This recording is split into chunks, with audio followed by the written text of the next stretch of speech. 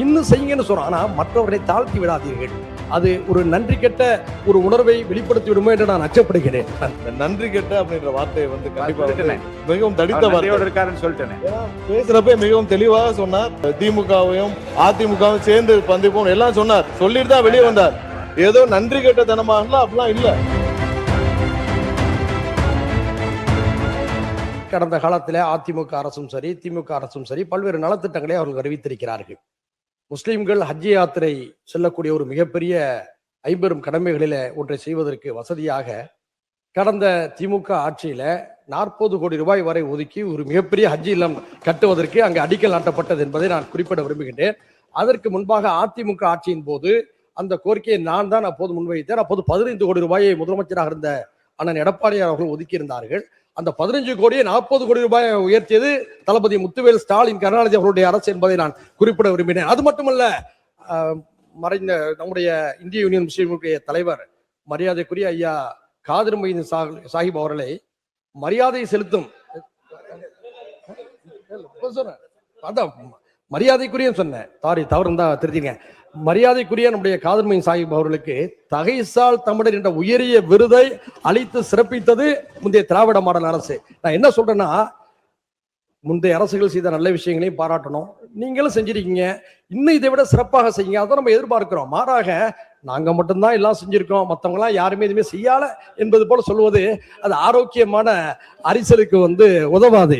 அதே போன்று இடஒதுக்கீடு உள்ளிட்ட விவகாரங்களில திராவிட கட்சிகள் செய்த சாதனைகளை மறக்க முடியாது. குறிப்பாக திராவிட முன்னேற்ற கழக அரசுல அந்த 3.5% இடஒதுக்கீட்டுக்கு இன்னல் வருகின்ற போது சிறப்பான அரசாணையை வெளியிட்டதும் முத்துவேல் கருணாநிதி ஸ்டாலின் அவருடைய அரசு என்பதை இந்த நேரத்திலே பதிவு செய்ய கடமைப்பட்டிருக்கின்றேன். மீண்டும் நான் சொல்வது, உங்களுடைய கோரிக்கைகளை சிறுமைப்படுத்தின வரவேற்கிறேன், பாராட்டுறேன், இன்னும் செய்யுங்கன்னு சொல்றோம். ஆனா மற்றவர்களை தாழ்த்தி விடாதீர்கள். அது ஒரு நன்றி கெட்ட ஒரு உணர்வை வெளிப்படுத்தி விடுமோ என்று நான் அச்சப்படுகிறேன். இல்ல அவருக்கு பாருங்க, இருங்க ஒரு விஷயம், முக்கியமான விஷயம், உட்காருங்கன்ற இல்ல, உங்களுக்கு அனுமதிக்கணும், உட்காருங்க, இருங்க. இல்ல நன்றி உணர்வு என்று பற்றி நீங்க சொன்னீங்க.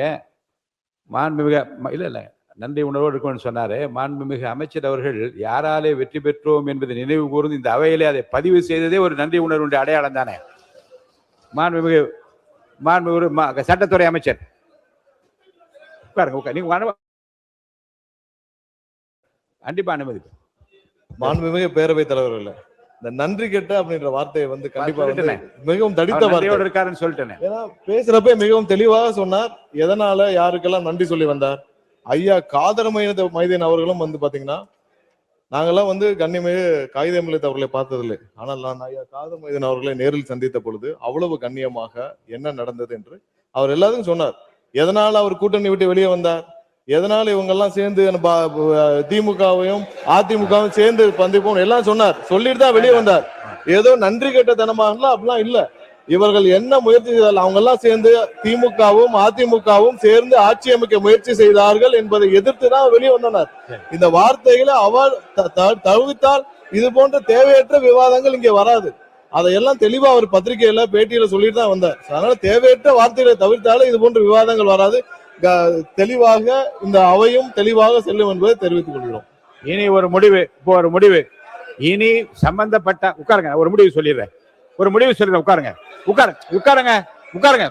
இனி மாண்புமிகு அமைச்சர் எந்த துறையை சார்ந்த அமைச்சர் பதிலளித்துக் கொண்டிருக்கிறாரோ அந்த துறை சார்ந்த அமைச்சருக்கு பதிலளிக்கிற வாய்ப்புக்கு தான் முன்னுரிமை வழங்கப்படும்.